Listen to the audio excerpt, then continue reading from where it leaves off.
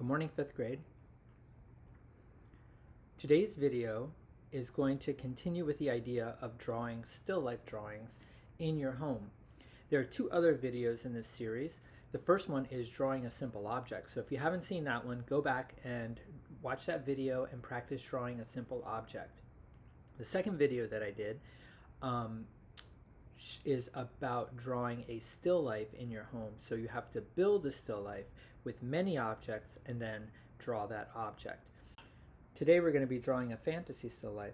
A fantasy still life is a drawing where you look at things one at a time and you arrange them however you want on your paper.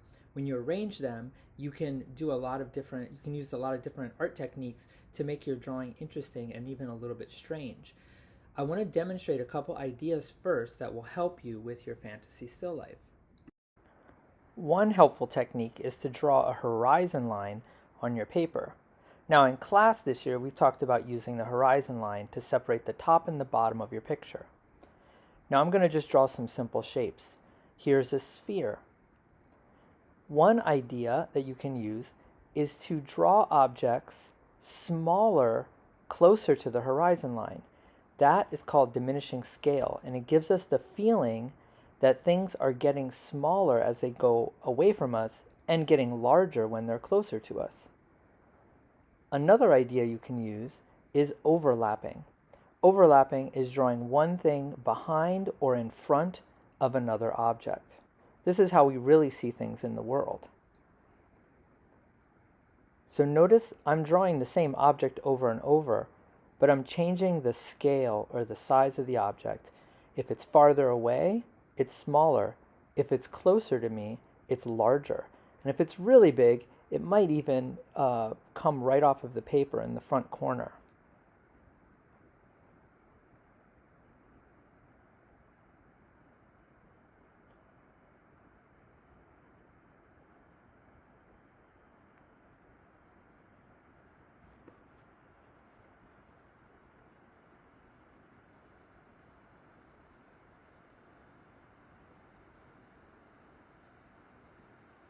Now it's time to start our actual drawing. The idea of this drawing is that you find some different objects around your home. You draw your horizon line and you sketch in that object. You take that object away and find another object and find a place on your paper to draw that object. Remember, you can arrange the objects however you want. You can make them larger or smaller depending on where you put them on your paper. One fun part about this drawing is finding different types of objects. Even toys can be used to add to your drawing. Try to think about how you can overlap objects, putting things behind other things.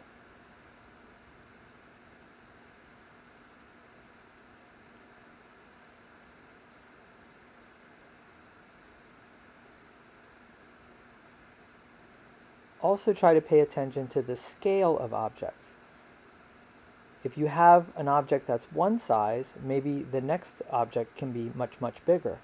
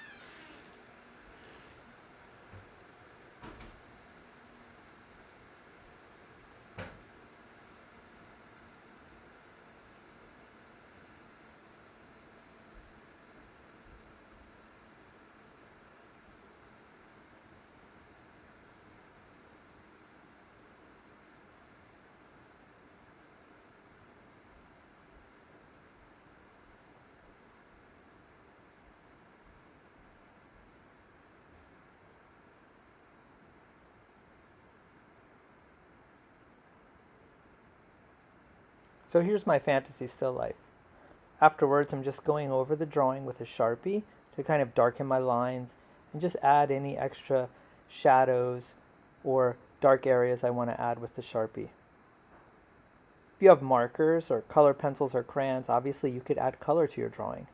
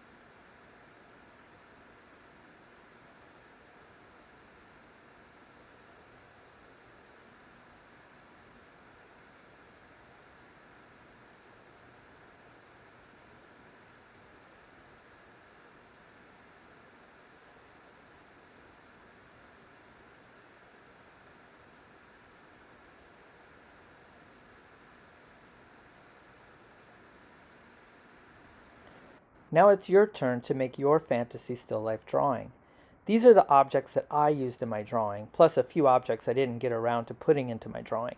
If you want to look at these photos and use these, you can, but it's a lot more fun to look around your home and find your own objects to draw in your fantasy still life.